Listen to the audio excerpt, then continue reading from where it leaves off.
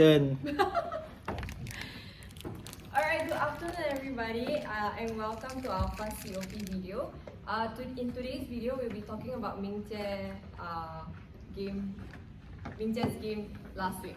Okay, so before we get started, let me ask you, Mingjie, what were your tactical problem and technical skill you're focusing on? Mainly, I want to focus on helping my participants to have to learn how to use the space and then attack. So basically, focus more on offense. Yeah, Okay. on how to attack and use the space. Alright. And then for the skill that I taught them was the fake. Fake. So basically, you do a fake and then you run to space to receive and then support your teammate in a sense. Alright, very good. Everyone clear of that? Yes. Alright, so let's move on to game 1. We'll be talking about his game 1 in the video itself. Let me just ask you, how did he fare for that game? What were some positive feedbacks you have taken back from it? Let me start with Shaizan first. Oh, so I feel for the game one,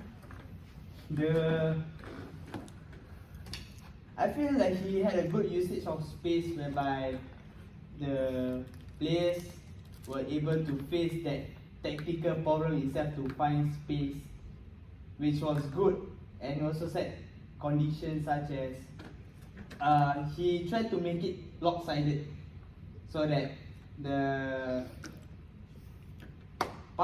receiver will need to do a fake in order to get that pass correctly. So yeah. Right, okay, so just a recap, Mingjie had 3 people doing the drill itself, where one is the attacker, one defender, and another one is the passer, if I'm not wrong. 2v1 situation. 2v1 situation, okay.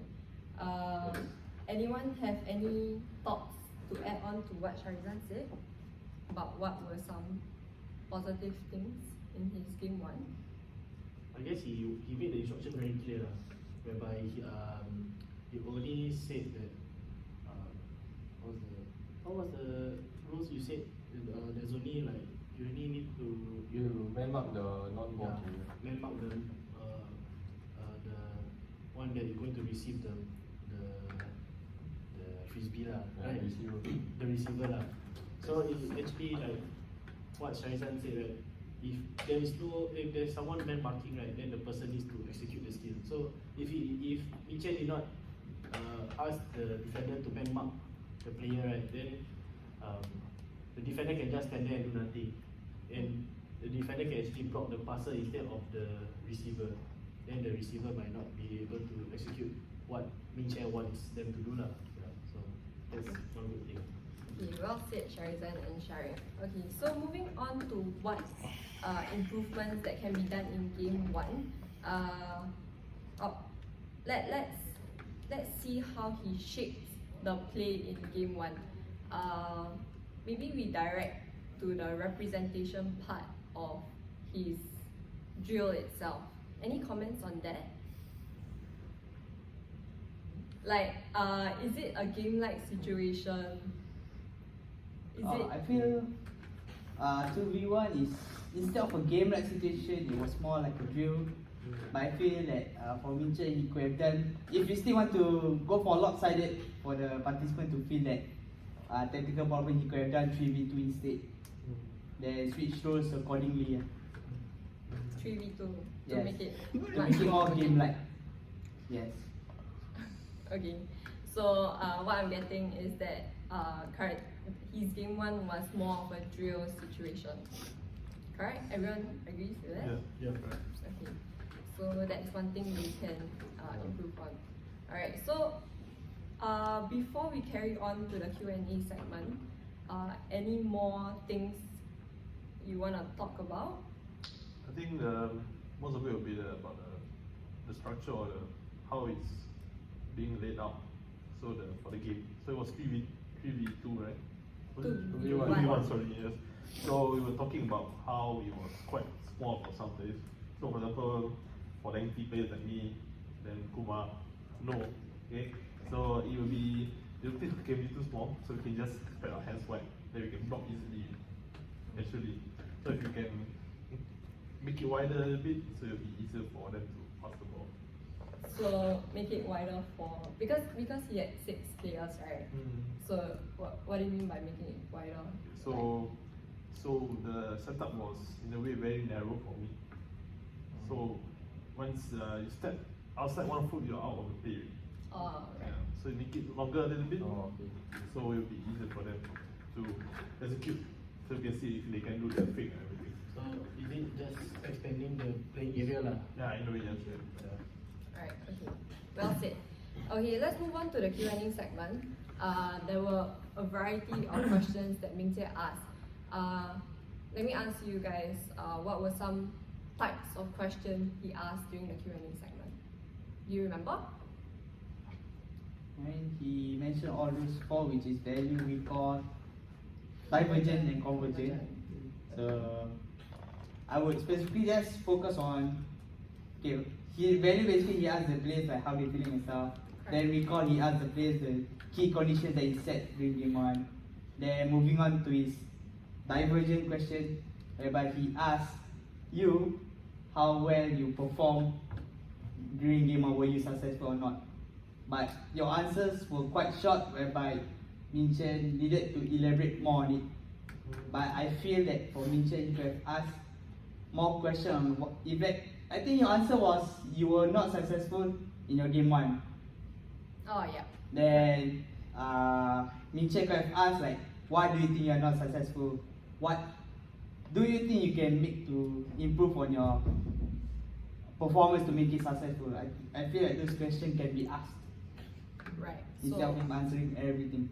So more talking time for the participants itself. Yes, correct. Okay, that could be what. That's a very good suggestion. Min Jie, please take note. Yeah, okay. Okay. So I just want to ask you guys, was the flow of the Q&A question very effective? So as I know most of you guys were the participants in his activity itself, do you feel like the problem that you faced in game 1 directed to his tactical skill he was trying to put, he was trying to teach during the exercise itself? I think overall, I think Min Jie uses the filter of the questions really well, because he asks broad questions, then he straight on goes towards answer that he expected to have. So overall, I think he reinforces the key conditions of the game well, and the questions were effective for the participants, including myself. And he also provided thinking processes and thinking time for the students to think about it, basically. And yeah, I think overall it's well done. I think including Trizan's suggestions just now, I think you could have everyone engagement. Yeah. Done. Okay, done. Shari, do you want to add on to what Adam said? I think whatever he said was what I was thinking, so there's nothing much for me to add on. Okay, that's very good. Okay, so let me just ask you guys a question. Why is Q&A important in this TGFU framework itself? Okay, so I want to answer the question. Okay, so we did I sent you all some article. Okay, so some research about showing how questionnaires, Q&A are very beneficial to a coaching session. So I think one of the points stated that it helps for players to have a clear understanding of why they are doing that task. Okay, so they know what to expect for the next few drills that they're going to do. Okay. So I think that point really proves a big objective of how Q&A plays a big part in the coaching session. And it will not only benefit the players but also the coach. So in a way that it helps the coach to understand where are the players standing and are they at the right level of understanding. Oh, very good. You did your research, huh? Of course, right? So who was that? Who wrote this article? The guy named Glenn Walls. Oh, Glenn, Yeah. wow. Thank you, Game Boss. Alright, very good. So let's move on to this to the practice segment. He did 2 drills in this practice itself. Let me touch on what he did well in this segment. So, comments? What were some things he did well in this practice segment? Aiden? Okay, so I think the practice tasks, he was really good at. You can see that he really adjusted the setup really well in a way that everyone has a proper setup, so it's clear to see. So there's a cone in front, so the cone is like a defender, for example. So they know, okay, that is the part where we're going to do a fake, which is for me is good because the coach showed that it's clear and simple for players to understand the whole purpose of the drill. And of course the explanation was also quite well structured.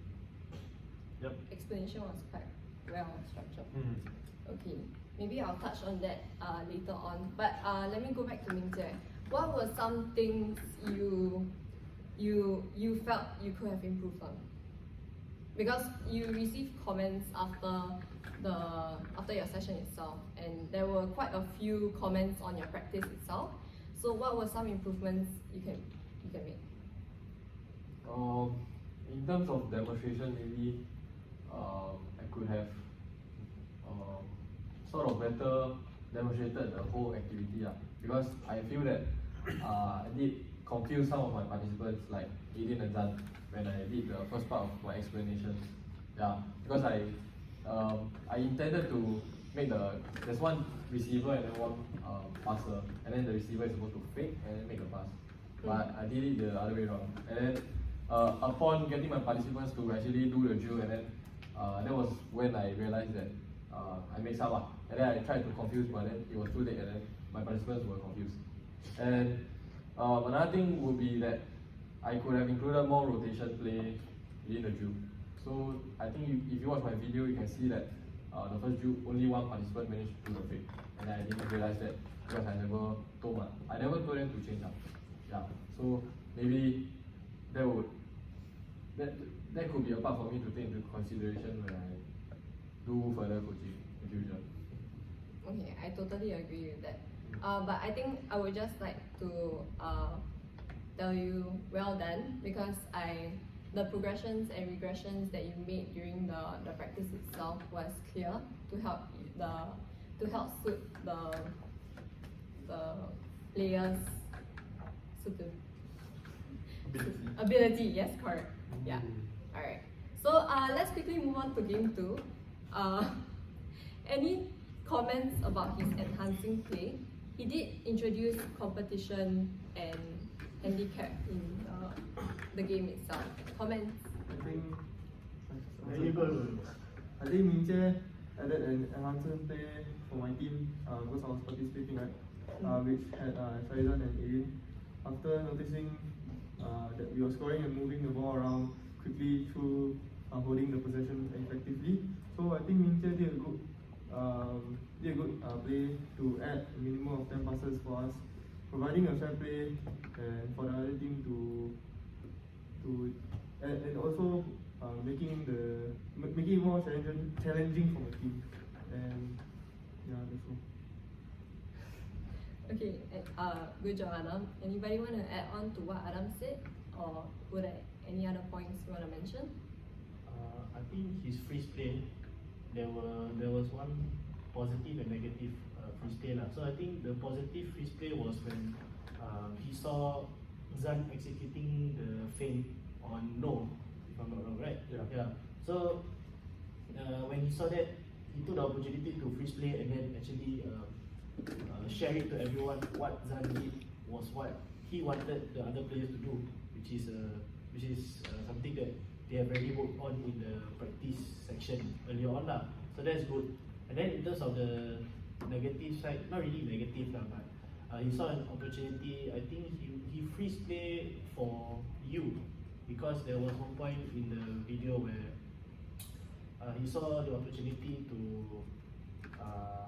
for you to do the skill, but you did not apply it lah.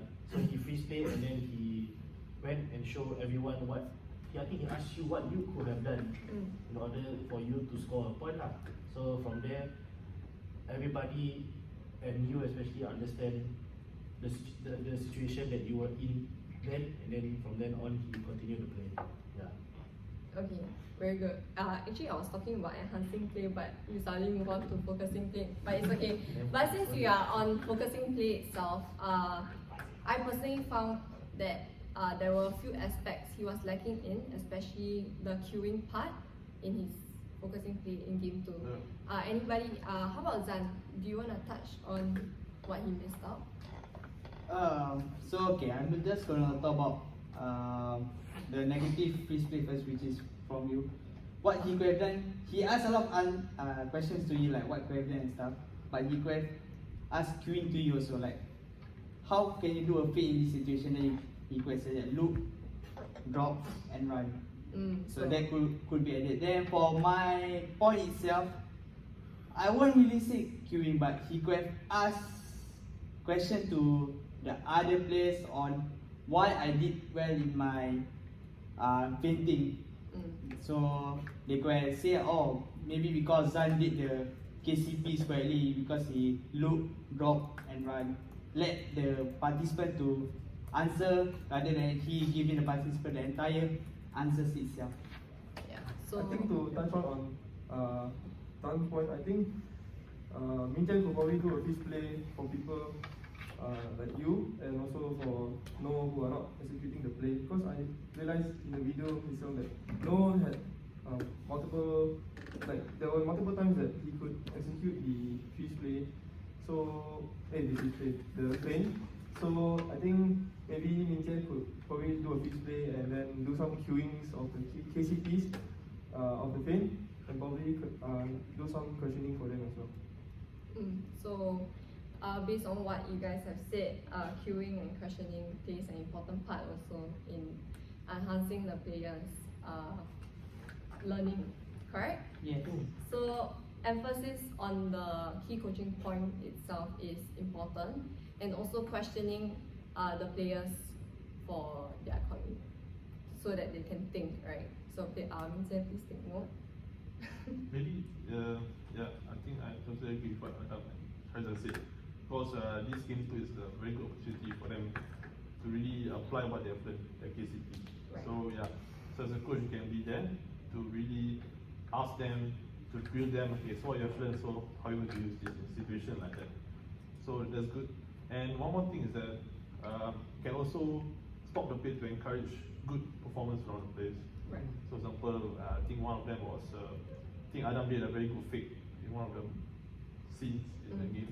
So maybe you could stop that and then say, okay, so what can you see, what's good from that particular movement? So in a way that everyone can learn together. Right. So why do you think it's important to reinforce good? Because number one is of course to really encourage them to be playing the right way, and also to take note of positive so they feel accomplished to win. Right. Right. I think I totally agree with that.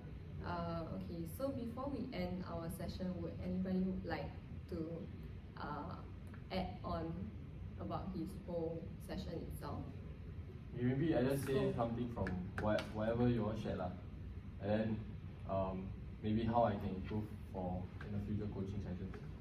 Yeah, so we talk about all the different four components in the TGFU session, and then yeah, so from the article that I shared with you all from Harvey 2010, and then it actually shows and evidence how much a game and practice situation in trainings will help to benefit the players.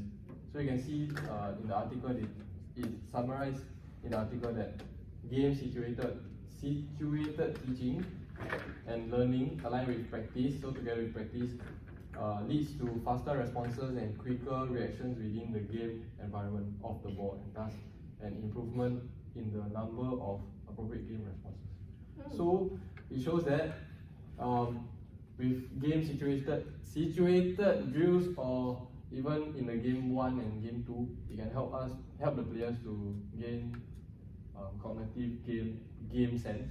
Mm. Yeah, which they can apply the various technical skill being taught. Very good, Minjie. You did your work too with AB. Yes. Finding of course. some article. Alright. So among the 5 of us, yeah, 6. Sorry, among the 6 of us, other than Mingjie, Zhang was the one who also conducted the activity, correct? Yes. Yeah. So I just want to ask you, what, based on what we've discussed about and after like the discussion we had the previous lesson, what are some takeaways from his coaching session? Like, what are some takeaways you can get to, like, you know, conduct your next session better? Okay. So, okay, the first point is. Yeah, take your time to think. It's okay.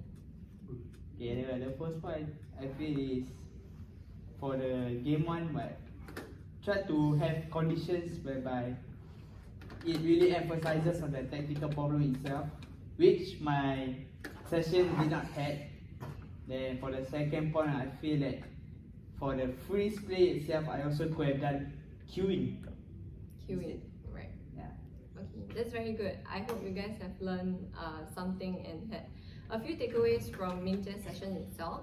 And I hope you will make your future coaching sessions be much more better in a way. Yeah. And with that, we'll end this session. Thank you. Thank you.